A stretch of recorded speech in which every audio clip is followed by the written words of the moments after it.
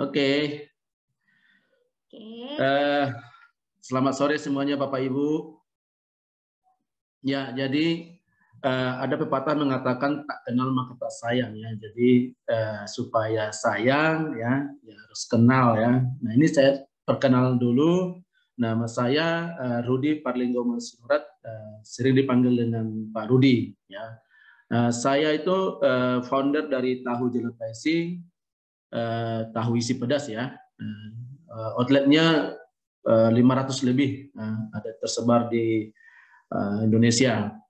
Nah, jadi hari ini aku coba share tentang efisiensi di sistem produksi industri kuliner. Nah, jadi mungkin saya belum ahlinya ya, tapi saya merasa hal ini penting buat teman-teman yang sudah ada produksi ya, yang mana setelah saya melakukan ini banyak hal yang saya dapatkan ya, banyak hal manfaat yang saya dapatkan, yang nanti saya berharap teman-teman setelah tahu ilmunya mungkin nanti bisa diterapkan di bisnis masing-masing, yang ujung-ujungnya nanti ya bisa mendapat keuntungan lah ya. Nah, jadi saya belajar ilmu efisiensi ini masih baru sebenarnya ya. Jadi ini saya dapatkan ketika pandemi kemarin ya. Coba masih kebayang nggak keadaan bisnis kita 2 tahun yang lalu ya. Pandemi Maret ya, Maret 2020. Nah, kira-kira apa yang terjadi pada saat itu? Nah, pasti bisnis kita stuck ya. Yang tadinya 2019 akhir sudah bikin goal ya, sudah bikin target penjualan, nah itu semua tiba-tiba ambiar buyar ya. Boro-boro naikin omset ya, bisnisnya aja tutup, nah kan gitu. Nah, jadi saat itulah saya terdesak ya, berpikir apa yang harus saya lakukan ya, karena kalau untuk menaikkan omset penjualan ya nggak mungkin ya, karena kondisi outlet banyak yang tutup ya saat itu. Nah, oleh karena itulah saya didesak untuk berpikir apa yang harus saya lakukan di internal. Jadi intinya saya melakukan perbaikan internal pada saat itu. Ya, inilah yang saya lakukan, yaitu efisiensi dalam sistem produksi. Nah, kebetulan karena outletnya sudah banyak, nah jadi kita tidak lagi home industry, tapi kita sudah ada pabrik ya yang untuk mengelola bahan baku untuk outlet tahu jelatot yang sudah tersebar di Indonesia. Nah, itu sih. Jadi, nah teman-teman, aku pengen tahu dong. Nah, di sini teman-teman seberapa banyak sih yang sudah punya apa namanya? Mungkin central kitchen kali namanya, atau pabrik atau apalah, yang tidak lagi home industry. Bisa ini dong di kolom chat yang sudah punya central kitchen, yang tidak produksi, tidak lagi di rumah, tapi sudah terpisah. Oh ya, Pak Haris. Oke. Mas Yusuf masih home industry. Nah, oke, nggak apa-apa ya. Nah, jadi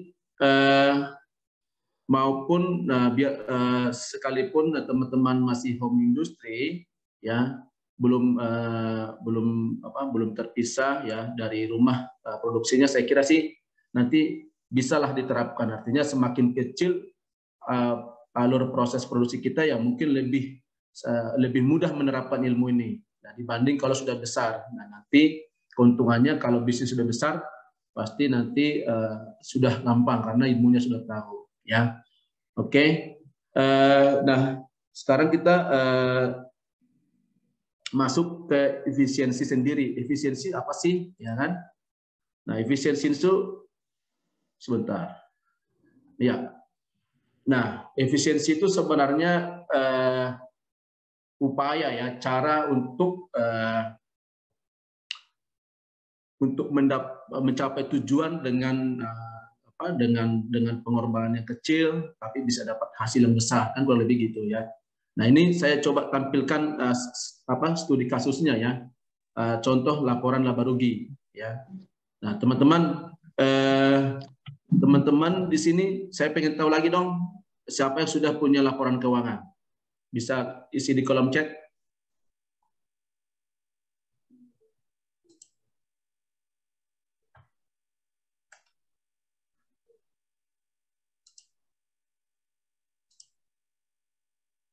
Pak Haris lagi. Oke. Ya, siapa lagi? Sudah tapi belum rapi, Pak Suhardi. Mas Yusuf Sidik sudah. Oke. Oke, ya. Jadi teman-teman, kalau kita bicara efisiensi ini, saya harap sih teman-teman itu soal laporan keuangan sudah tidak lagi masalah, ya. Seharusnya sudah ada, karena apa yang kita bicarakan pada sore ini nanti itu awalnya itu dari sini, dari laba rugi ini, ya. Dari sini nanti akan kita bisa lihat, ya. Jadi ini contoh, ya, ini contoh sederhana laporan laba rugi dari sebuah pabrik atau proses produksi, ya. Nah, ini kita lihat yang hijau, ya. Contoh nih, pendapatan usaha tahun kemarin itu 100 juta, ya.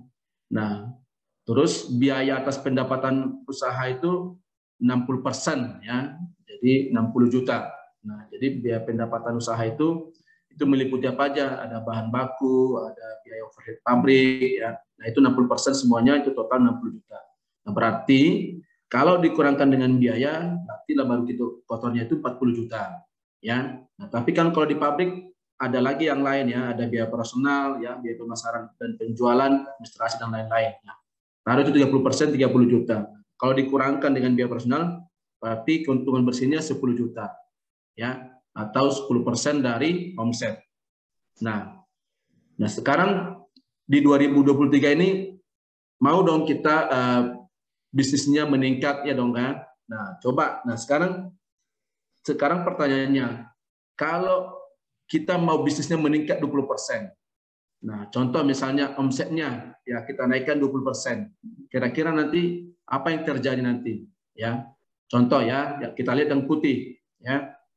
Nah, yang putih kita naikkan omsetnya 20%. Berarti dari 100 juta menjadi 120 juta. Nah, kalau tadi biaya atas pendapatan usaha itu 60%, berarti menjadi 72 juta. Berarti laba kotornya menjadi 48 juta. Nah, terus kemudian biaya personal sama 30%, 36 juta. Berarti kalau dikurangkan semua dengan biaya atas pendapatan dan biaya operasional, berarti keuntungan bersihnya menjadi 12 juta.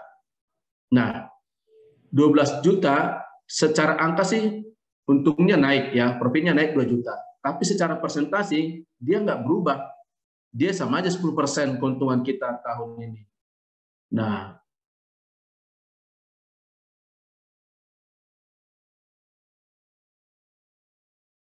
secara angka dia naik 2 juta, tapi secara persentasi dia sama, nggak naik dari tahun kemarin, tetap aja 10%. Ya, nah kita mau, ya, kita naikkan, ya, omsetnya, seharusnya juga keuntungannya juga harus naik. Seharusnya kan gitu. Nah, tapi ini ada pilihan ketiga, ya, yang warna biru. Untuk mendapatkan profit, ya, kita kan bisnis kan mau cari profit kan, bukan cari omset, ya. Setuju, ya? Kita mau cari untung, ya. Nah, kita bisa, ya, menaikkan profit, ya, menaikkan keuntungan tanpa harus menaikkan omset. Nah, ini dia, ya. Caranya bagaimana, ya? Kita lihat ini yang warna biru, ya. Kita tidak perlu naikkan omset, jadi tetap aja 100 juta, ya. Tapi yang kita tekan adalah biaya, ya. Jadi ini biaya pendapatan usaha ini 60%.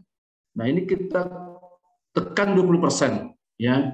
Kalau tadi kan naik 20%, ini coba kita lakukan sesuatu terhadap bisnis kita, tekan biaya atas pendapatan itu 20% menjadi 40%.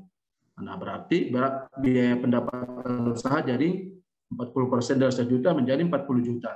Berarti ketemulah baru kotornya itu 60 juta. Nah, anggap biaya personal sama 30%, 30 juta. Nah, 60 juta kurang 30 juta, ketemu laba rugi bersih, ya, keuntungan atau profit menjadi 30 juta. Nah, bayangkan, ya, kita tidak naikkan apa-apa, ya, kita hanya menekan biaya, kita bisa untung 30%, ya. Secara angka naik 30 juta, naik 20 juta, secara persentase juga naik. Nah, ini teman-teman yang salah satu cara, ya, untuk menaikkan keuntungan. Tidak harus naikkan omset, tapi proses produksinya, ya, operasinya kita perbaiki, lakukan sesuatu, itu bisa menambah atau menaikkan cuan, bahkan naik besar banyak. Ya, nah ini yang berdasarkan dari sinilah ya kita bisa melakukan sesuatu, yaitu efisiensi tadi di proses produksi kita. Nah ini ada note-nya ya. Nah kalau ada biaya-biaya di laporan keuangan kita itu hati-hati, itu rawan terjadi pemborosan. Nah, ini yang perlu kita cek detail ya. Sebagai owner ini harus kita perhatikan. Ya. Nah kita lanjut. Nah, efisiensi mencapai hasil yang besar dengan usaha sekecil mungkin. Ya, jadi kalau kita berpikir efisiensi, jadi tadi bagaimana kita bisa mencapai tujuan kita, ya bisa mencapai hasil yang terbaik, ya yang besar, tapi biaya atau pengorbanannya itu sekecil mungkin. Nah, itu namanya efisiensi. Nah, di dalam produksi, ya di dalam manufaktur ya ada namanya tools ya, ada namanya metode ya yang dilakukan untuk proses efisiensi. Jadi banyak sebenarnya ya, banyak. Nah, ini yang pertama ada TPS ya. Ada yang tahu TPS? Bukan tempat pemungutan suara ya.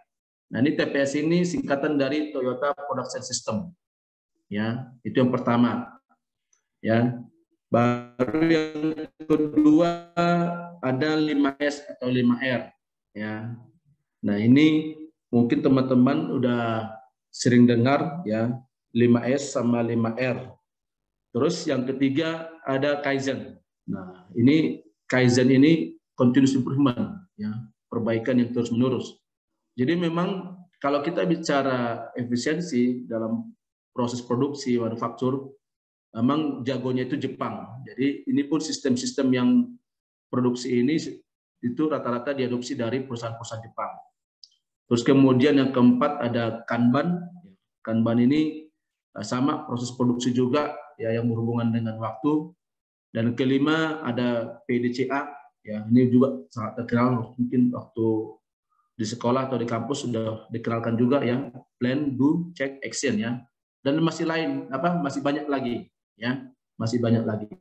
Tapi untuk sore ini yang mau saya sharingkan, presentasikan itu adalah Toyota Production System ya, yaitu merupakan sistem produksi yang bertujuan untuk menghapuskan seluruh ya waste ya pemborosan dalam mencapai efisiensi. Nah, jadi yang tadi saya bilang tadi laporan keuangan tadi ya, itu ada tadi biaya. Nah, di situ tadi rawan terjadi pemborosan. Nah, ini yang coba kita cek ya di bisnis kita, yang nanti kita minimalisir ya sebisa mungkin, kalau tidak bisa dihapuskan dikurangi. Nah, di dalam Toyota Production System ya ada 8 ya DWST ya. Jadi ada 8 pemborosan yang yang sangat bisa ya dilakukan, yang bisa diperbaiki ya. Nah, yang pertama itu ini dalam istilah bahasa Inggris, yang pertama itu defect, yang kedua overproduction, yang ketiga waiting, yang keempat non-utilized talent, yang kelima transportation, yang keenam inventory, yang ketujuh motion, dan yang terakhir itu extra processing ya. Jadi 8 waste ini, 8 pemborosan ini yang bisa nanti kita lihat ya di proses produksi kita, di alur proses produksi kita, mulai dari A to Z-nya ya. Kira-kira yang 8 ini berada di mana. Nah, ini nanti yang kita cek, kita lihat, kita analisa ya, terus kita evaluasi, nah kita perbaiki ya. Nah, contoh ini aku jelasin satu persatu ya. Yang pertama defect. Nah, defect itu cacat produk ya. Jadi pemborosan yang ditimbulkan akibat ya kegagalan produk yang mengakibatkan produk menjadi cacat. Nah, contoh misalnya, nah saya itu kan produksi tahu ya. Nah, produksi tahu.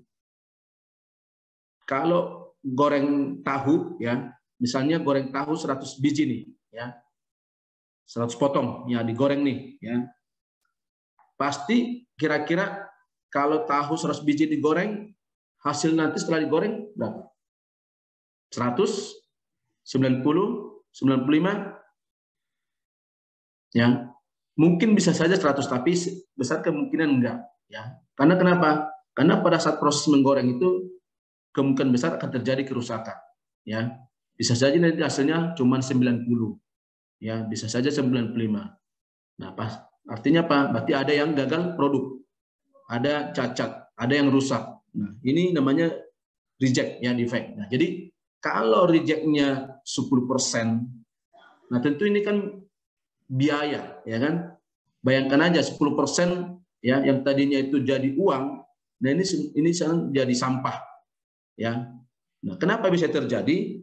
Ya tentu ada banyak hal, ya. Nah, itu nanti yang kita lihat, ya. Kalau misalnya di tempat saya itu, ya bisa saja terjadi. Kenapa? Ya mungkin bahan baku kacangnya, ya, bahan baku tahunya itu nggak bagus, jelek, ya. Nah, makanya perlu pemilihan bahan baku yang terbaik, yang bagus, ya. Nah, itu satu. Nah, bisa terjadi rusak kenapa? Ya mungkin SOP-nya nggak ada, ya. Untuk menggoreng tahu yang baik, yang benar itu seperti apa? Tidak ada standarisasinya. Nah, sehingga apa? Nah, sehingga ya goreng tahu itu ya apa namanya? Semaunya operatornya aja. Nah, sehingga hasilnya apa? Tidak standar, bisa berubah-ubah. Nah, ini juga mesti diperhatikan. Baru yang apalagi kira-kira? Ya mungkin SOP-nya sudah ada, tapi apa? Tapi manpower-nya, skill gorengnya belum, ya, belum diajari cara goreng tahu yang benar dan baik seperti apa. Nah, ini. Nah, jadi hal-hal ini yang kita bisa cek di bisnis kita, ya, yang nanti bisa apa? Kita perbaiki. Nah, ujung-ujung nanti apa? Coba, kalau bahan bakunya sudah terbaik, kalau SOP-nya sudah ada, terus manpower-nya semua sudah di training sesuai dengan SOP, kira-kira reject-nya banyak nggak? Nah, tentu kan tidak. Pasti tadi yang 10% tadi pasti akan berkurang. Ya mungkin ya nanti dari 100 yang digoreng hasilnya menjadi 98, reject 2. Nah, tentu 8 ini kan menjadi uang, yang tadi jadi sampah jadi duit. Nah, ini yang apa namanya, yang mungkin kita di bisnis kita tidak perhatikan. Ya, kayak restoran misalnya, ya, pembelian sayur, ya, beli kol misalnya, ya kan. Nah, kol ini kan luar-luarnya itu kan itu apa ya? Ada yang sudah busuk, ada yang sudah layu. Nah, ini kan kalau kita mau masak pasti kan dibuang kan. Nah, artinya apa? Perlu pemilihan bahan baku yang segar misalnya fresh. Nah, ini ya. Ini satu yang pertama yang bisa kita perbaiki, ya, yaitu reject produksi, ya, defect. Nah, itu yang pertama. Nah, sekarang yang kedua apa? Yang kedua adalah over production, ya. Produksi berlebih, ya. Jadi pemborosan ini ditimbulkan akibat kelebihan produksi, namun tidak ada pesanan dari customer atau pelanggan. Sehingga apa? Sehingga akan menimbulkan biaya tambahan dan tempat untuk menyimpan barang. Ya. Membutuhkan gudang yang sangat luas. Ya. Kenapa? Karena produksinya berlebihan. Ya. Jadi ini kalau kita tidak pahami, ya, jadi ternyata kalau kita memproduksi sebuah produk itu, ya, tidak asal produksi, harus ada perhitungannya, ya. Kita harus hitung, ya. Besok kita produksi berapa banyak? Tentu akan kita lihat besok ordernya apa aja, berapa banyak. Nah, jadi produksilah sesuai dengan orderan, ya.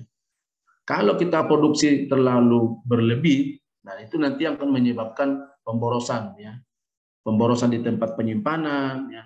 Contohnya apa? Nah, contoh misalnya kalau kita produksi makanan beku, ya, frozen food misalnya, ya. Kalau kita produksi makan beku, gudang penyimpanannya apa? Cold storage, freezer, ya.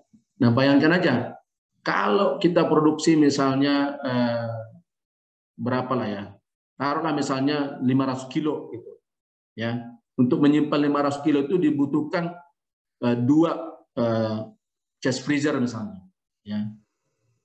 Nah, sementara kebutuhan penjualannya hanya 200 kilo. Nah, berarti ada 2 chest freezer yang kita gunain. Nah, kalau tadi kita produksi hanya 200 kilo, 1 chest freezer aja yang kita pakai.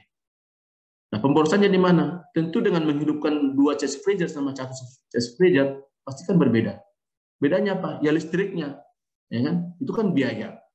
Nah, gitu. Jadi, Itu contoh-contoh yang yang membuat biaya kalau kita tidak menghitung kapasitas produksi kita. Ya, jadi makanya diperlukan penghitungan yang benar. Ya, harus bisa memforecast ya penjualan. Ya, harus bisa memprediksi ya besok minggu depan kita berapa banyak yang harus dijual supaya tahu berapa harus diproduksi.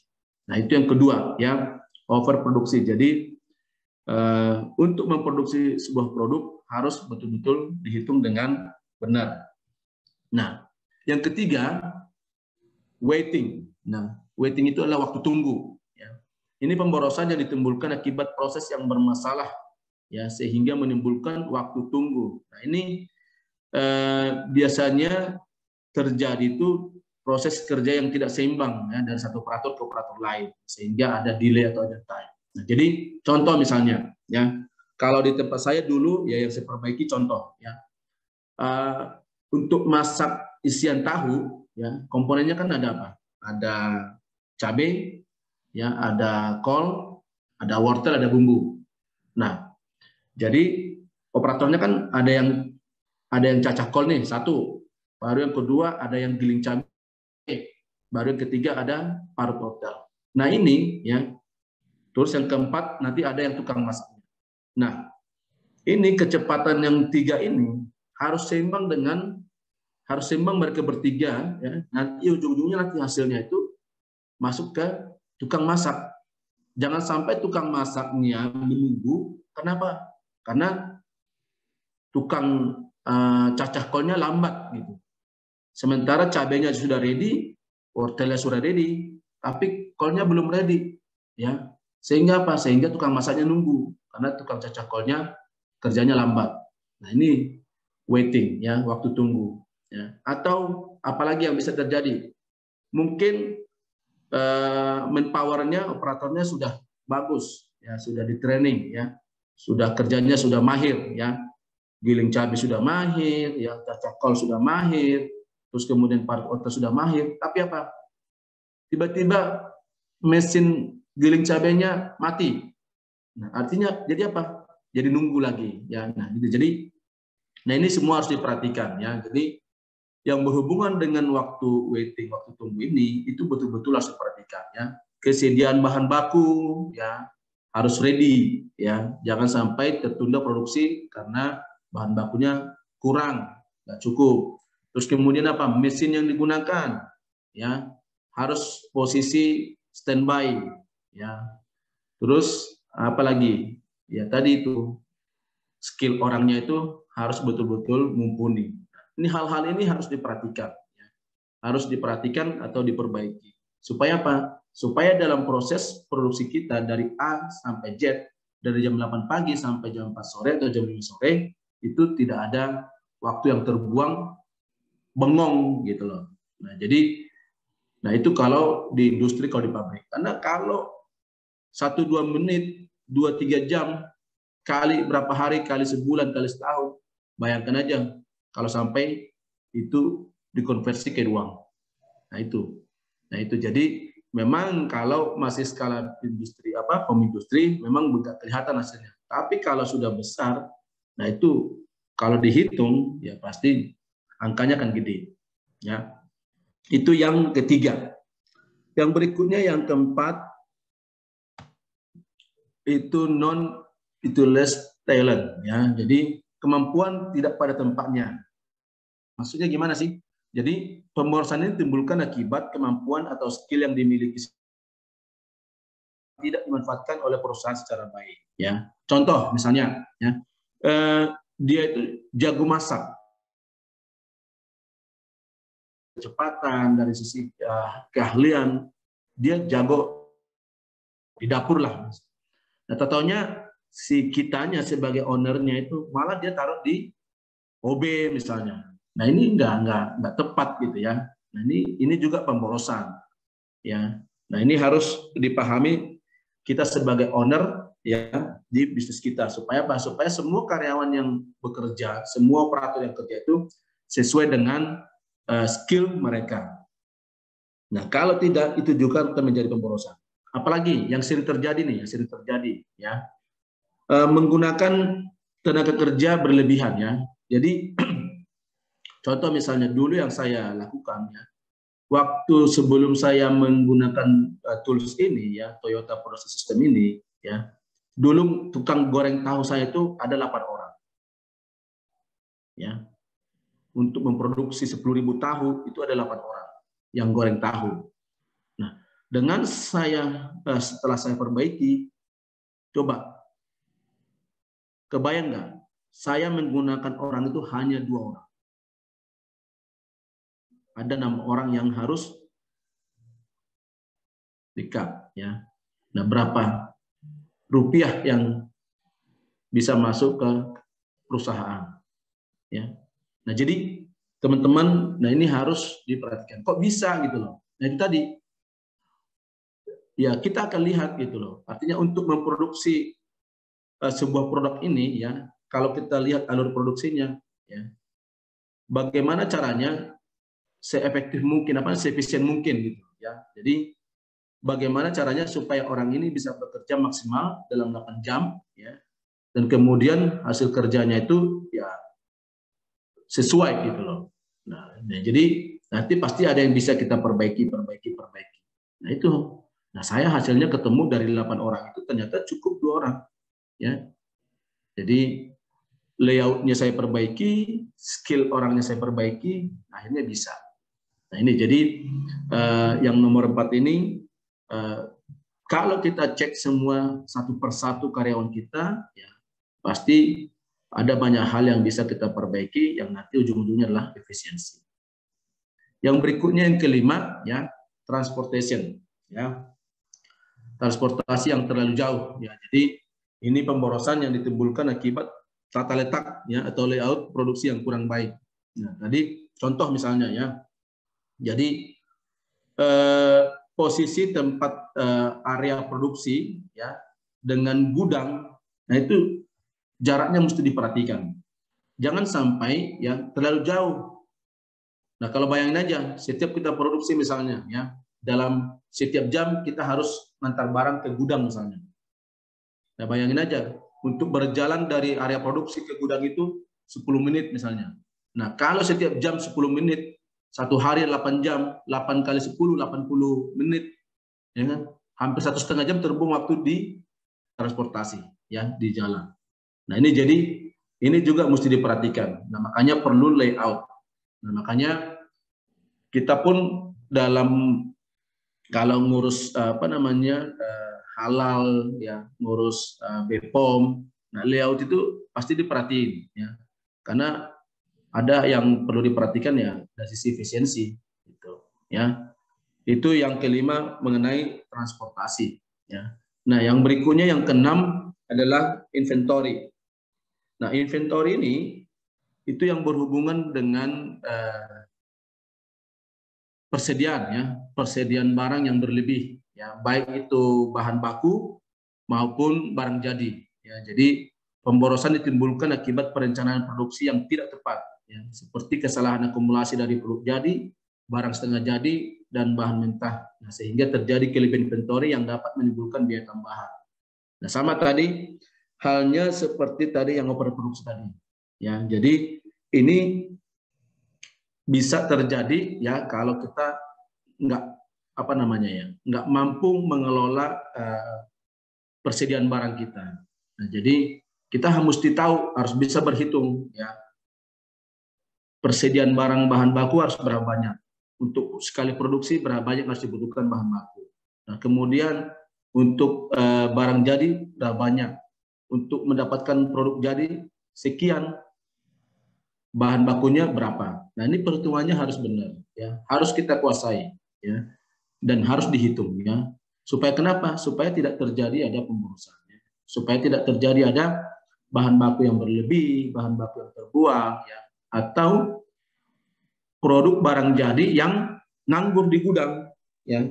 Bisa jadi nanti karena kelebihan produksi ya, karena persediaan terlalu banyak, jadi di gudang itu jadi numpuk ya. Nah, bayangin aja kalau produk yang stok kita numpuk di gudang ya, mungkin kita senang, tapi kita nggak sadar itu adalah biaya, ya. Uang kita tertahan di situ, ya. Jadi, nah kalau kita mau bisnisnya cash flow-nya bagus, nah ini mesti diperhatikan, ya. Inventory, ya, persediaan yang berlebih. Nah, yang berikutnya yang ketujuh, motion, ya. Jadi gerakan yang berlebih. Nah, ini pemborosan yang ditimbulkan akibat gerakan-gerakan yang tidak perlu yang dilakukan oleh pekerja dengan terhadap area kerjanya, sehingga menyebabkan kelelahan karena pekerjaan yang sia-sia. Nah, ini bisa terjadi, ya.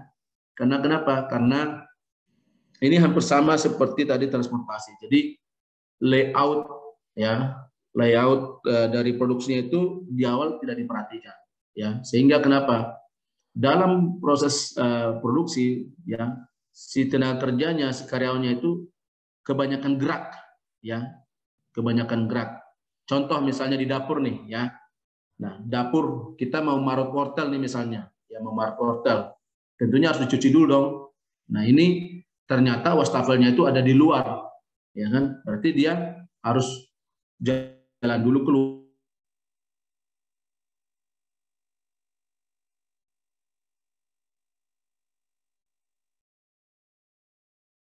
Halo Mas Rudi.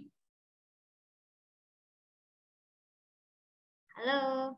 Dia seefisien mungkin. Nah, yang berhasil menerapkan ini, ya, itu kalau pernah lihat nonton filmnya apa itu namanya, ya, lupa, yang film McD, ya. Nah, bayangin aja memproduksi satu burger, ya, berapa hitungan menit, ya kan? Dari kita mesan 1 menit udah langsung datang di muka kita, langsung dimasukin ke mulut. Nah, itu apa yang dilakukan? Ya tentu ya tadi motion, ya. Jadi pergerakan dari operator A, B, C, D, ya. Nah, itu betul-betul jaraknya itu tidak berjauhan, ya. Dibikin sedekat mungkin, ya, tanpa hal mengganggu. Nah, ini jadi kalau ini bisa kita terapkan di area produksi kita, nah tentu membuat tenaga kerja itu sangat efisien kerjanya, ya. Nah, itu yang ketujuh. Jadi motion, ya, pergerakan, ya. Baru yang terakhir yaitu extra processing, ya. Jadi proses yang berlebih. Nah, pemborosan ini ditimbulkan akibat proses yang berlebihan sehingga tidak memberikan nilai tambah bagi produknya. Nah, jadi contohnya apa? Contohnya gini. Di proses produksi kan mungkin kalau yang besar banyak step-step, ya. Mungkin dari step 1, misalnya kalau dari saya itu step 1 misalnya bikin tahu, ya, rendam kacang, ya, terus kemudian masak kacang, nah, kemudian habis itu pembibitan, pencetakan, habis itu digoreng, habis itu diisi. Nah, ini kan stepnya kan banyak ini, ya. Nah, itu jadi kalau dalam proses, ya, dalam proses ini, ya, yang tadinya misalnya ada 10 step, nah ternyata bisa dibikin 5 step, nah itu namanya kan pasti efisien, ya. Contoh sederhana yang kecil nih yang bisa saya tunjukin, ya. Dulu, ya, sebelum saya lakukan ini di tempat saya itu ketika goreng tahu setelah digoreng, ya, setelah tahu digoreng itu ada satu orang yang nyusun, ya. Jadi nyusun di apa, di nampan. Habis itu nanti disortir, ya, ada tukang sortirnya. Habis disortir nanti ada lagi tukang untuk belah-belah tahunya supaya bisa diisi. Nah, ini kan ada berapa nih? Ada 3, ya. Ada yang sortir, habis itu ada tukang susun, ada tukang belah. Nah, ini kan ada 3 step ini, ada 3 proses. Nah, dengan efisiensi itu hanya 1. Jadi dia sekaligus dia nyortir, langsung susun, langsung belah. Nah, bayangin aja, ya, 3 step itu dikerjakan 1 orang. Nah, ini tentu kan akan efisiensi. Jadi itu contoh, ya. Jadi hal-hal seperti ini, ya, yang kalau kita lihat detail di alur proses bisnis kita, kalau kita perbaiki, nah ini akan menjadi keuntungan buat kita. Jadi, nah ini yang bisa kita lihat ya dari bisnis kita dari A to Z ya. Pasti ada banyak hal di sana yang meliputi 8 pemborosan yang tadi ya. Yang kalau disingkat itu downtime ya. Defect ya, overproduksi ya, waiting, non-nutritious talent, baru apa namanya? Yang T-nya itu transportation, inventory, motion, sama extra processing. Nah ini teman-teman coba ya dilihat ke bisnisnya masing-masing, coba dilihat alur produksinya. Nah kira-kira dari 8 yang saya jelaskan tadi, kira-kira apa yang ada di bisnis kita yang bisa kita perbaiki. Ya. Dan kemudian memang untuk mendapatkan itu tidak mudah, ya, tidak mudah. Harus kita datanya harus kita ambil, ya. Setelah datanya diambil, sampel datanya diambil, habis itu nanti dievaluasi. Setelah dievaluasi nanti dilihat hasilnya, ya. Saya itu 2 tahun ya belajar bikinnya, ya. Nah, nanti akan ketahuan hasilnya. Hasilnya apa? Ya tadi laporan keuangan itu bisa kelihatan. Yang tadi itu yang warna putih tadi, ya. Nah, ya. Yang warna hijau, ya, bisa jadi warna biru, ya. Hanya dengan melakukan sesuatu di proses ini, ya, di proses produksi. Nah, jadi teman-teman kalau teman-teman mencoba melakukan ini, ya, mudah-mudahan ya tujuan dari kita membuat bisnis kita bisa tercapai. Gitu ya. Ya saya kira itu yang bisa saya share sore ini. Mungkin